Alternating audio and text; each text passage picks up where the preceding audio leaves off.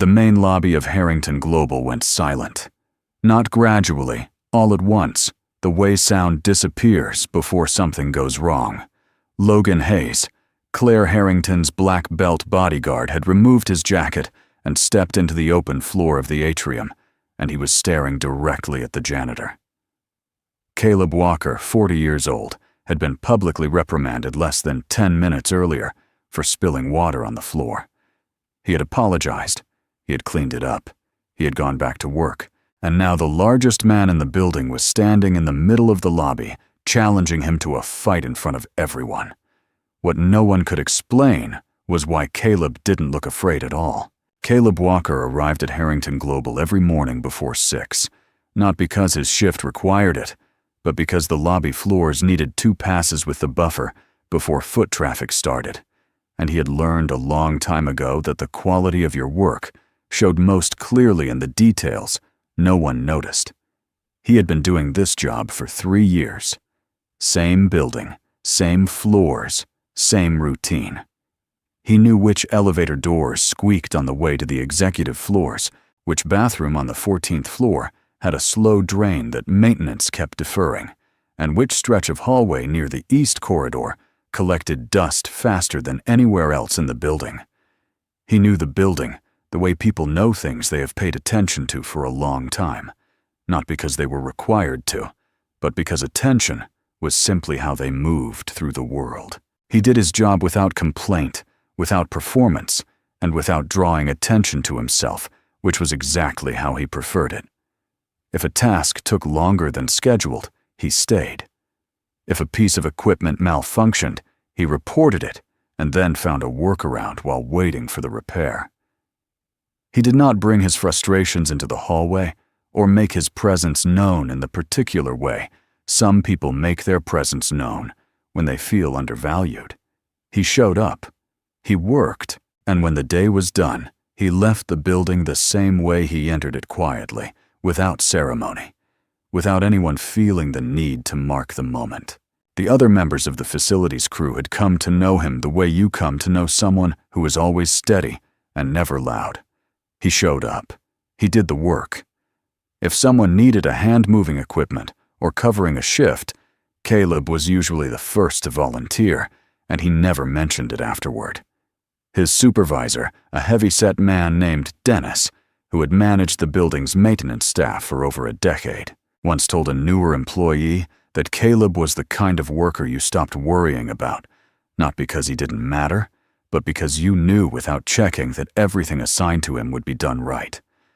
That was the shape of his reputation inside the building, quiet, dependable, and entirely easy to overlook. Outside the building, his life was simple in the way that lives become simple after they have been reduced by loss.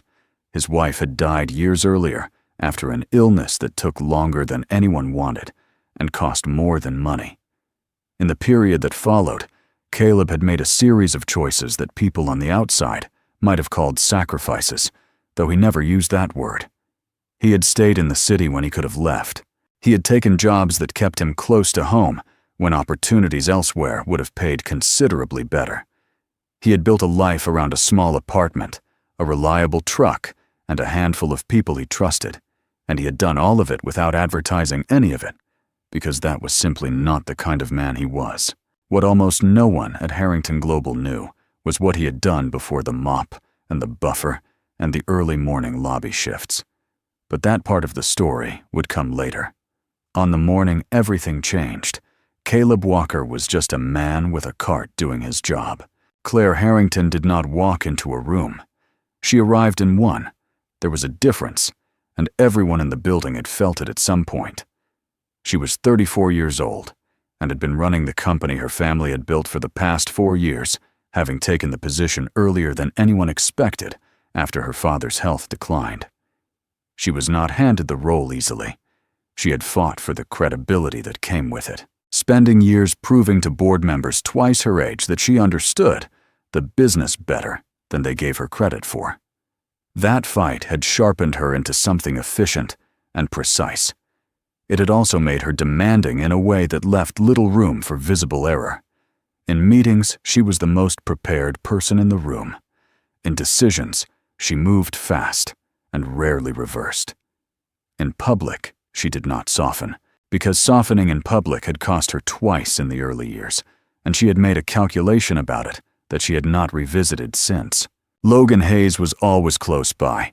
He was built like someone who had spent the better part of his adult life training his body to be a weapon, and he carried himself accordingly. He had won titles in 2 separate combat disciplines before transitioning into private security, and his reputation in that world was the kind that opened doors before he even knocked on them.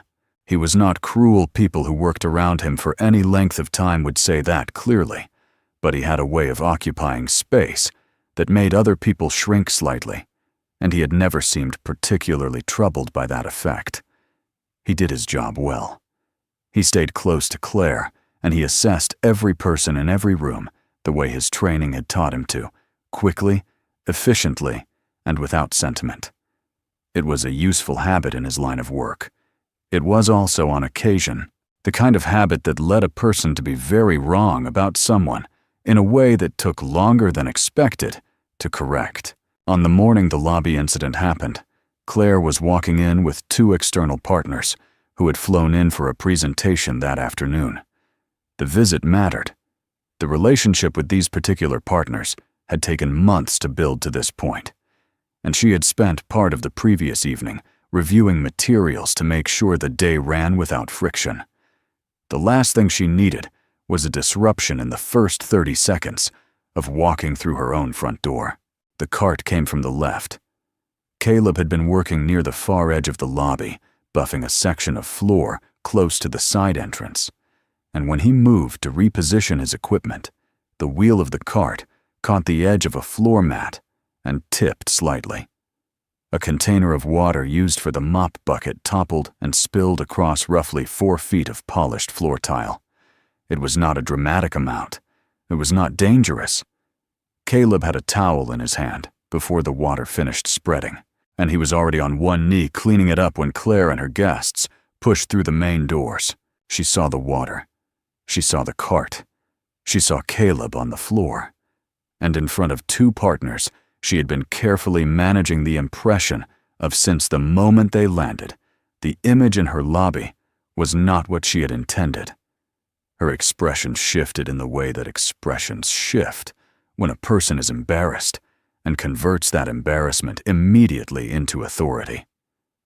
She stopped walking and looked directly at Caleb, and her voice, controlled, clipped, carrying clearly across the marble floor, reached every person in that lobby. Claire told him that this was the main entrance of a professional building, that she had guests present, and that she expected the facilities team to manage their equipment so that situations like this did not occur. She said it clearly, and she said it once, and the words were not shouted, but they landed hard in the open space where several dozen employees had stopped moving to listen. There was a particular quality to a correction delivered in a large open room.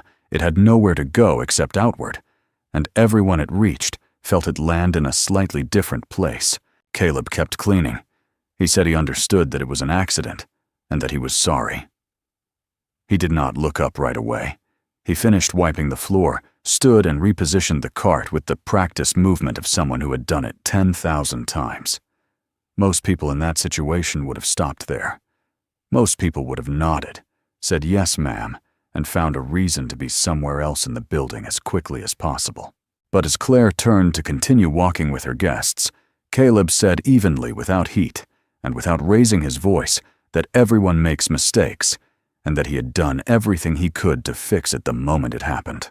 The lobby went the specific kind of quiet that only happens when something has been said that cannot be unsaid.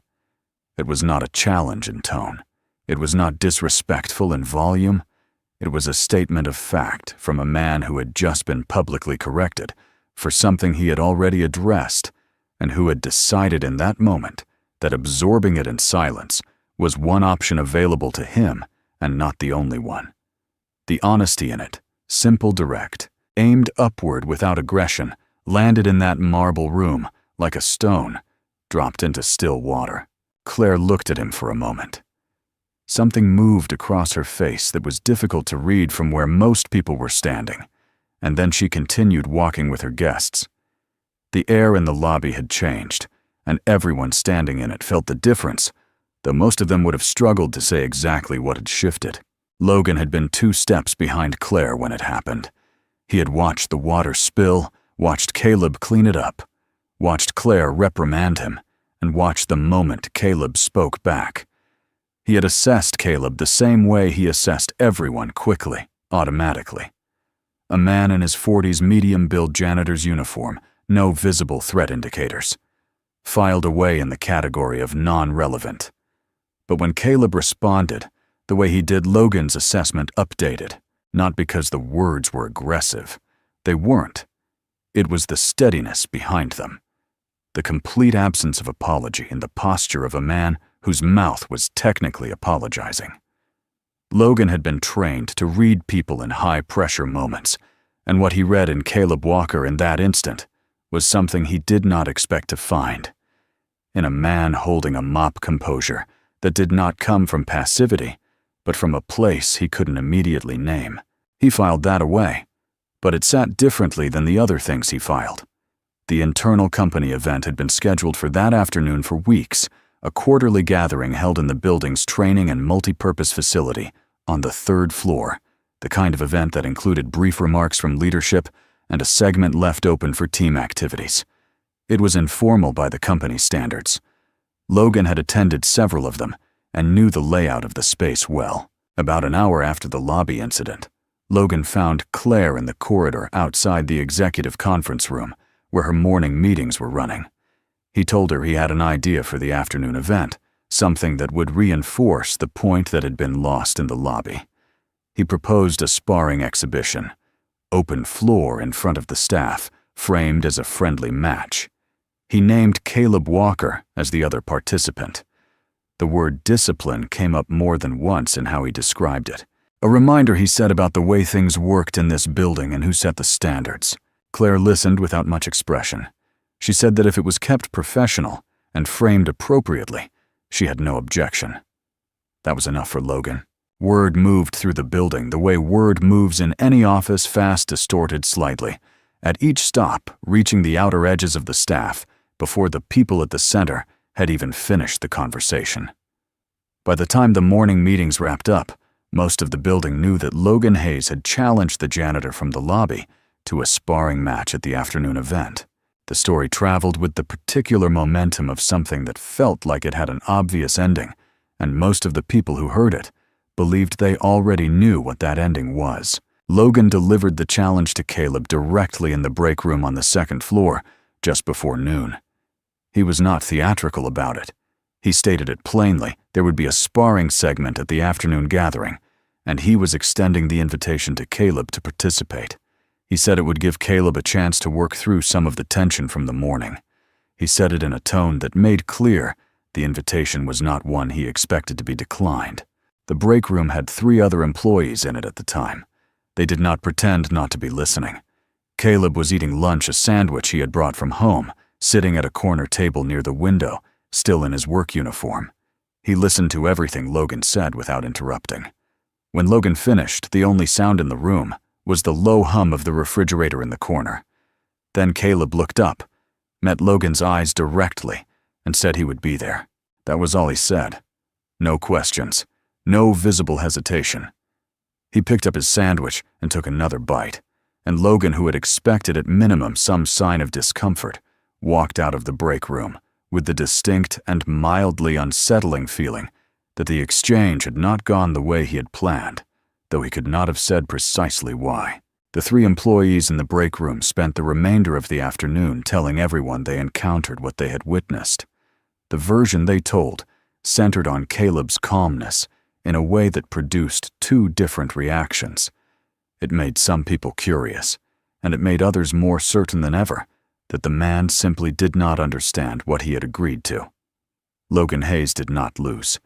That was an established fact in the building, the kind of fact that forms through reputation and hardens into assumption over time.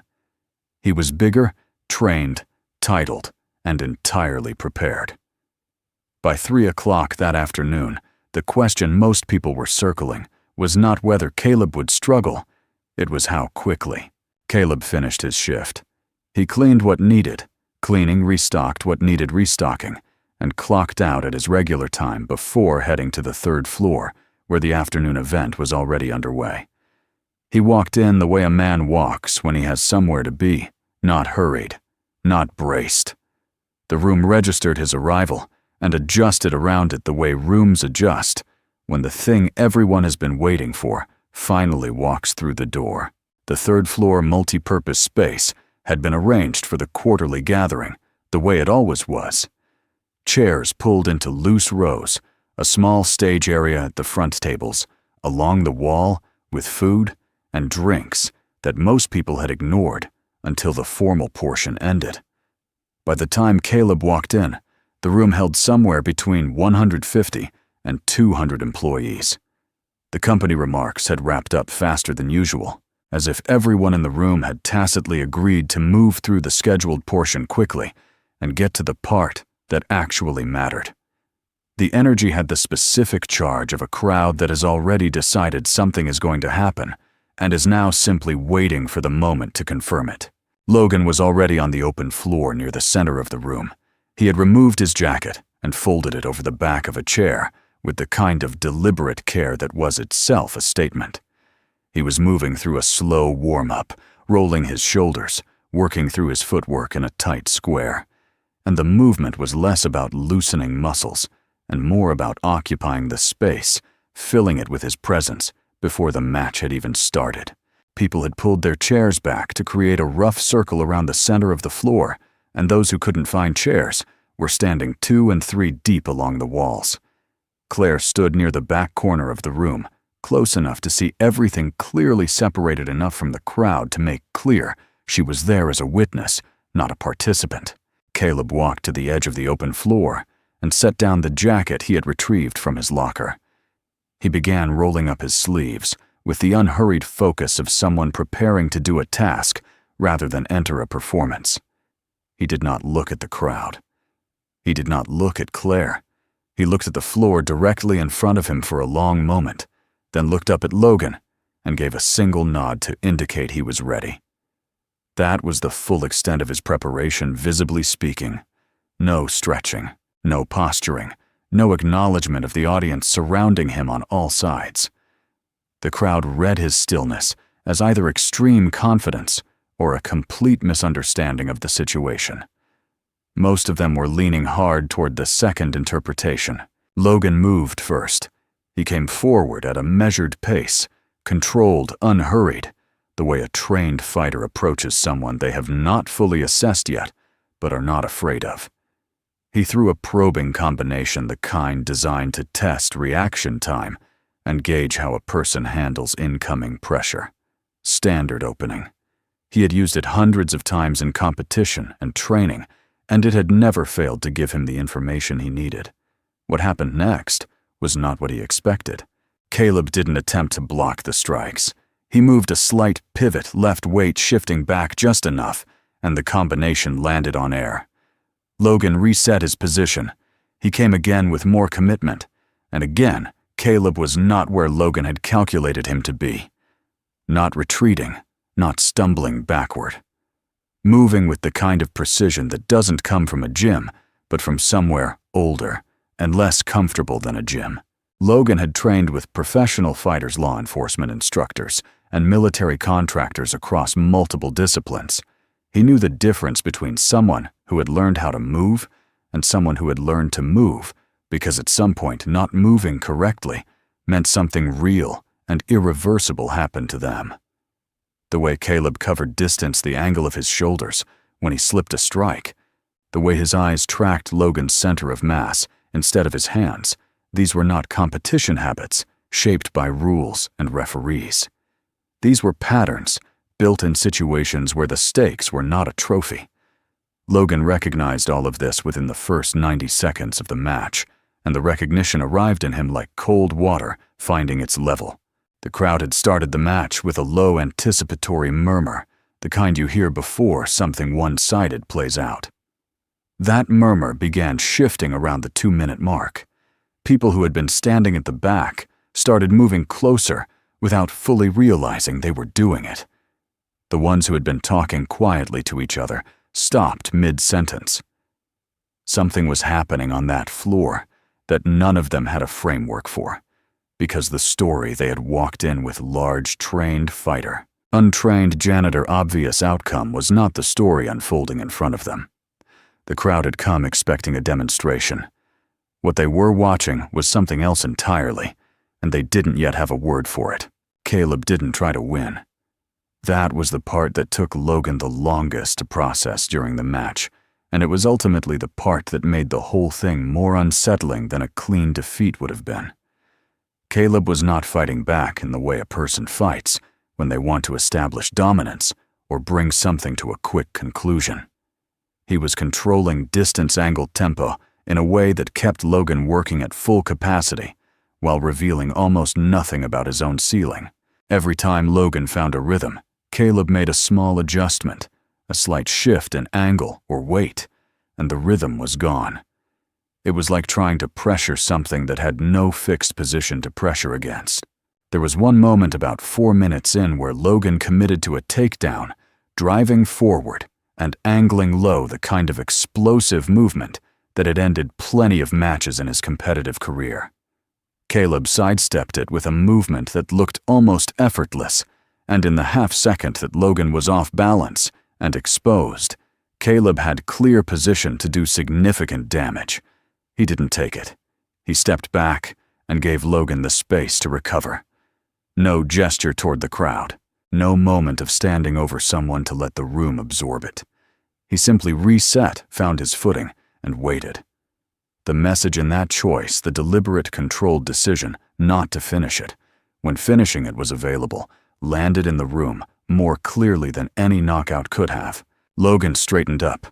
He looked at Caleb across the open floor, and for the first time since the match began, the way he was looking at him had changed. Not as a target he was working to close the distance on, not as a problem he was solving, as something closer to a question he did not yet have the answer to, and that he was beginning to suspect he had not been asking correctly. The match ended without a clean conclusion. No knockout, no submission, no moment where one man's position over the other was clear enough to stop the thing formally. Logan stepped back and lowered his hands, and the room, which had gone almost completely silent over the last 2 minutes, began the slow process of understanding what it had witnessed.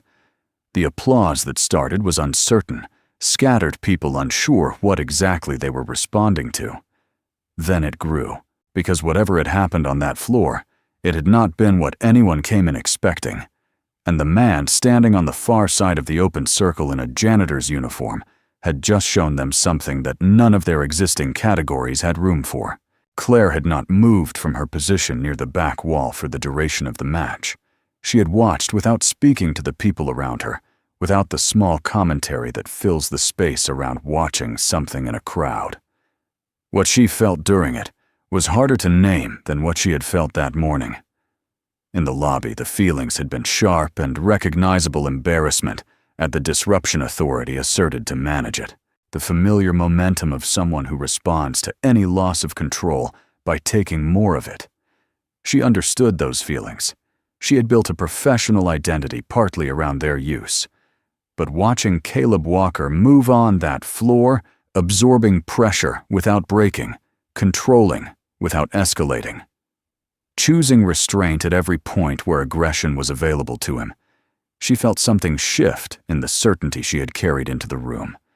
She could not name it precisely, but it was there, and it was not small. Logan found Caleb in the corridor outside the event space afterward, while most of the staff were still inside working through what they had seen. Caleb was pulling his jacket back on and looked the same as he always looked, unhurried, unaffected, giving nothing in particular away. Logan walked up to him and said directly, and without any setup that he wanted to understand, who he was actually dealing with. Not as a challenge, as a straight question from someone who had just received a data point that did not fit the picture he had been working from. Caleb said he was a facilities worker at Harrington Global. Logan said that was not what he was asking about, and Caleb understood that, and after a moment, He said that before this job, there had been a long stretch of time spent in uniform military service. Years of it, followed by specialized training that he did not go into detail about. He said it the way people state facts. They do not feel the need to perform flatly, without preamble, as information, rather than biography. Logan asked why he was here in this job in this building. Caleb said that after the service, there were people in his life who needed looking after, and that the location had mattered more than the title. He did not add to that, and Logan did not push. But the flatness of the answer, the complete absence of self-pity, or framing, or the particular tone people use when they want credit for a sacrifice, made the words carry more weight than a longer explanation would have. Logan went back inside. He sat with what he had learned for a while, and then he began asking questions of the people who had worked alongside Caleb the longest. What Logan found over the next few hours did not come from any file or record. It came from the people in the building who had known Caleb in the ordinary way. Co-workers know each other through proximity, through small moments, through the unremarkable accumulation of shared days. Dennis told Logan about the time a newer crew member had been dealing with a family emergency, and Caleb had quietly covered 3 consecutive shifts without being asked and without mentioning it to anyone afterward. A woman from the administrative team on the 7th floor told Logan that Caleb had noticed months earlier that she had been eating lunch alone in a stairwell to avoid a difficult situation on her floor. Without any announcement, he had arranged for her to use a break room on a different level where she would not run into the problem. He had not reported the underlying issue, had not made it his business. In any formal sense, he had simply fixed the part of the situation that was within his reach in the quietest way available to him and returned to his own work. These were not large stories. They did not have dramatic arcs or satisfying conclusions. They were small and ordinary in the way that genuine kindness is usually small and ordinary, particular to a specific person at a specific moment, unrecorded, unrewarded, and never referenced again by the person who had offered it. The pattern across them was what mattered. Caleb Walker paid attention to the people around him. When he saw someone struggling with something he could address, he addressed it without making it about himself, without expecting acknowledgement, and without the need to mention it later. Logan sat with all of this and felt the full weight of the morning's decisions. He had stood in a lobby and assessed a man in a matter of seconds. He had built a public challenge around that assessment. The assessment had been wrong, which was one thing. But the man had done nothing to defend his own reputation, had not announced himself, had not corrected anyone's assumptions, had simply continued being what he was, while the people around him formed whatever picture they chose. That was a different thing, and it landed harder. It was Dennis who told Logan the piece of Caleb's story that settled everything into place. After leaving the service, Caleb had been offered several positions that would have taken him away from the city work in security consulting and specialized training programs and private contracting. The kind of work that used what he knew and paid accordingly. He had declined all of it. His wife had been sick at the time, and the medical situation required him to stay close. He had restructured everything around her care, without framing it as restructuring, without the language of sacrifice, without making it visible in any way that asked for recognition. When she died, he did not leave. He stayed in the same city, found the same kind of steady work, and kept living with the same quietness that had always characterized him. Logan found Claire near the stage area, where a few people were still gathered in conversation. He drew her aside and told her what he had learned, stated it plainly, without editorializing the way he would report any significant piece of information. Claire listened. She did not respond immediately. The person she had been speaking with understood the conversation was over and moved away, and the two of them stood in the diminishing noise of an afternoon that had already asked more of both of them than either had anticipated. What Claire felt was not complicated, but it was heavy in the specific way that clarity can be heavy. She had walked into her building that morning with guests and a prepared agenda and 4 years of hard-built authority. A man had spilled water on the floor. She had treated that as a visible failure, requiring public correction aimed at a person whose full context she had never taken a moment to consider. And the person who had stood there and absorbed that correction had turned out to be someone who had given years to his country, years to his wife, and then years of quiet, unrewarded work to the people around him without ever standing in a room and asking anyone to know it. The discomfort in her chest was real.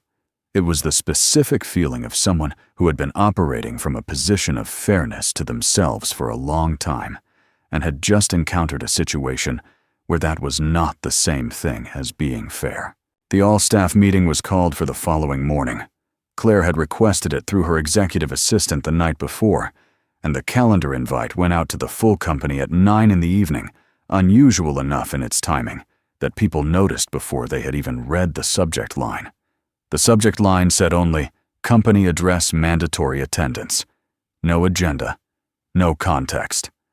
By the time employees began arriving the next morning, the speculation had already been running for hours across texts and emails and the particular kind of hallway conversation that happens when people are trying to get ahead of something they do not yet understand. Most assumed it was about the sparring match. Some believed Caleb was about to be let go for the lobby incident for accepting the challenge, or for some combination of the two. A smaller number thought Claire was going to address Logan's conduct. Almost no one predicted what actually happened. The main auditorium on the second floor filled without difficulty. Claire walked in while people were still finding seats, which was not her usual approach. She typically waited until a room had settled before she entered it, which gave her arrival a particular quality of control. Today she came in early, walked to the front without her usual staff presence flanking her, and stood at the edge of the stage without notes in her hand. Logan was positioned along the right wall of the room, not near her, not in his usual place close to her shoulder. He had placed himself among the general staff, which several people noticed, and quietly pointed out to the people standing next to them. Caleb was near the back. He had arrived early out of professional habit facilities. Staff typically prepared event spaces before anything began, and he was standing against the rear wall with his arms at his sides, watching the room fill the way he watched most things, without apparent investment in the outcome, without the tension of someone who knows they are at the center of what is about to unfold. Claire spoke without preamble. She said that the previous day had not gone the way she intended, and that she was not referring to the afternoon. She said she was referring to the morning, specifically to the way she had handled a moment in the lobby that had been minor in reality, and that she had made consequential through her own response to it. She used the word consequential deliberately, in the way a person uses a word they have spent time in the night locating precisely. She did not mention the external guests as context. She did not reference the pressure of the day or the agenda she had been managing. She built no structure of explanation around her behavior designed to soften its edges before the central point arrived. She said that she had spoken to an employee in a way that was disproportionate and public, that the employee had not deserved it, and that she was sorry. The room held approximately 230 people. The silence in it at that moment had a particular texture, the kind that forms when an audience realizes it is watching something real rather than something prepared. Claire had led this company for 4 years. In that time, she had been sharp and effective, and occasionally difficult, and consistently in control of how she was perceived in any room she entered. What she was doing at the front of the auditorium right now did not match the version of her that most of the people in those seats carried. Some shifted in their chairs. Some looked at each other. A significant number turned without fully intending to toward the back of the room where Caleb was standing. Claire looked in the same direction. She said his name clearly Caleb Walker and said that she owed him a direct apology and was delivering it in front of the same people who had witnessed her original behavior, because that was the only form of the apology proportionate to what had been done publicly. She said she had treated him as a problem to be managed rather than as a person doing his job. and that no version of good leadership accommodated that kind of behavior, regardless of the circumstances surrounding it. The room held its quiet. Caleb from the back wall gave a single nod. His expression did not substantially change, but it was not closed. There was something in it that received what had been said without performing the receiving of it, which was its own kind of integrity. Logan moved from his position along the wall toward the front of the room without waiting for a transition. When he reached the front, he turned to face the staff rather than standing beside Claire. He said that he had issued a challenge the day before, that he had called a friendly match, but that in the way he had constructed and delivered it friendly was not the accurate word. He said he had made a decision about Caleb Walker within seconds of the lobby incident, based on what Caleb was wearing and what his job title was, and that the decision had been wrong. He said the word wrong without immediately following it with qualification. He let it stand on its own for a moment. Then he said that he had spent the previous evening learning things about Caleb Walker that he should have known, or at minimum considered the possibility of, before he ever walked into that break room. The lesson he had taken from the afternoon, he said, was not located in the match. It was located in the assumption that had made him think the match was a reasonable idea in the first place. He looked across the room at Caleb directly and said that he had misjudged him and that he was sorry for the way the challenge had been framed and the purpose it had been intended to serve. He said that anyone present in that room the previous afternoon had seen something that deserved far more respect than the circumstances around it had afforded, and that those circumstances had been his responsibility. The applause that followed was different from the uncertain response after the match. It was immediate and full, the kind that releases something a room has been holding without realizing it was holding anything. After the formal portion ended, most people stayed. The room became something closer to a gathering movement conversation, the particular energy of people processing something unexpected together. Claire made her way toward the back where Caleb was standing, and Logan came from the other side of the room, and without any of it being arranged, the three of them ended up in the same corner within a few minutes of the meeting closing. Claire spoke first. She said she had heard something about why he had stayed in this city, and in this particular kind of work, and that she had not been prepared for it. She left it at that. She understood that saying more would mean entering a part of his life she had not been invited into, and that distinction mattered to her now in a way it had not that morning. Caleb said he appreciated what she had said at the front of the room, that he meant that, and that as far as he was concerned, the matter was finished. He said it without performance. For him, a thing fully acknowledged was a thing that could be set down, and he was ready to set it down. Logan said he had a question, and Caleb said to go ahead. Logan asked what the specialized background had actually involved, because what he had seen on the floor the previous afternoon was not the product of standard military fitness training, and he wanted to understand it accurately rather than assume. Caleb said it was a longer conversation than the current setting called for, but that if Logan wanted to have it, he would make time for it. Logan said he did. There was something in the exchange, brief, direct, without any noise around it, that was the beginning of a different kind of regard between two people who had just spent the previous 24 hours on opposite sides of something, and were now standing in the same corner, both of them having arrived there changed. Claire watched the two of them and felt something she did not immediately name.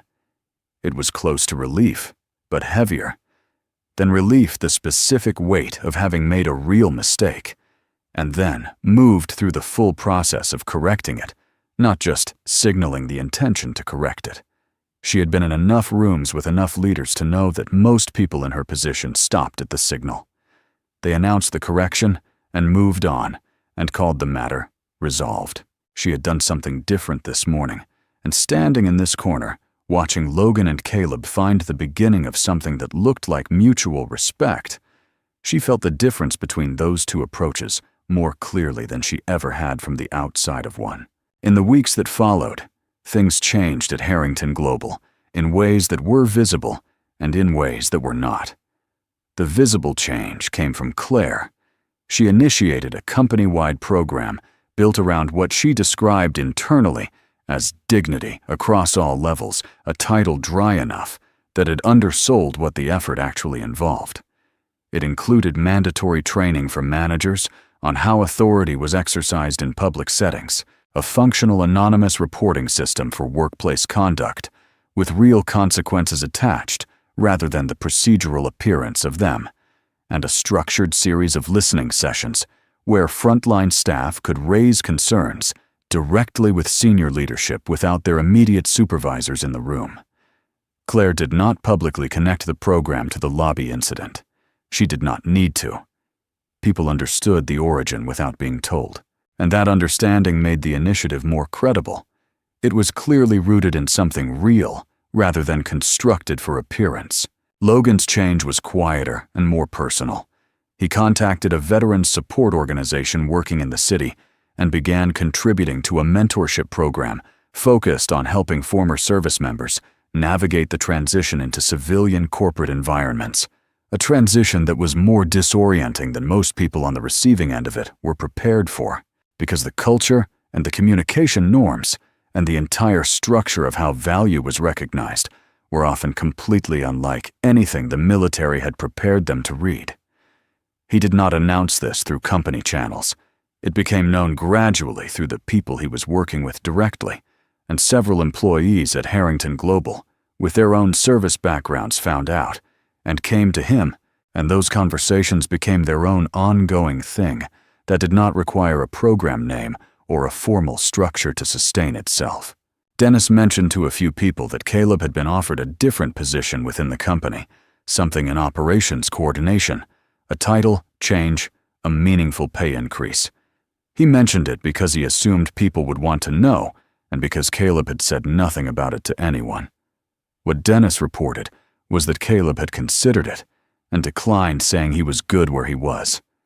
Some people found that hard to understand. Others found it the most consistent thing about him they had encountered yet. Caleb kept arriving before 6. The morning routine was the same 2 passes on the lobby floor before the building filled the familiar circuit through the corridors and stairwells and service areas that made up his portion of the building. The elevator doors on the way to the upper floor still needed attention. The drain situation on the 14th floor remained unresolved, pending a work order that had been pending for longer than it should have. He logged it again and moved on. What had changed was not the work. It was the quality of the space around him. People who had passed him in the corridor for months without registering his presence now stopped and exchanged a few words. Not in the performed way of people who have been instructed to be warmer than they naturally are. Most of it was small and unscripted, the ordinary brief exchange between people who have come to understand that they share a building and that sharing it means something. He received it without making anything of it, which was entirely consistent with how he had always received most things. On a Tuesday morning, roughly 3 weeks after the all-staff meeting, Claire walked through the main entrance alone. No guests, no visible agenda, just a woman arriving at work. She passed Caleb near the side entrance, where he was repositioning his cart after the morning buffer pass. She said good morning. He said good morning back. Neither of them stopped walking. It was the most ordinary exchange in the world, and it was also the most accurate measure available of how far things had traveled from the morning the water spilled on the lobby floor and a lobby full of people fell silent to watch what happened next. The building kept running.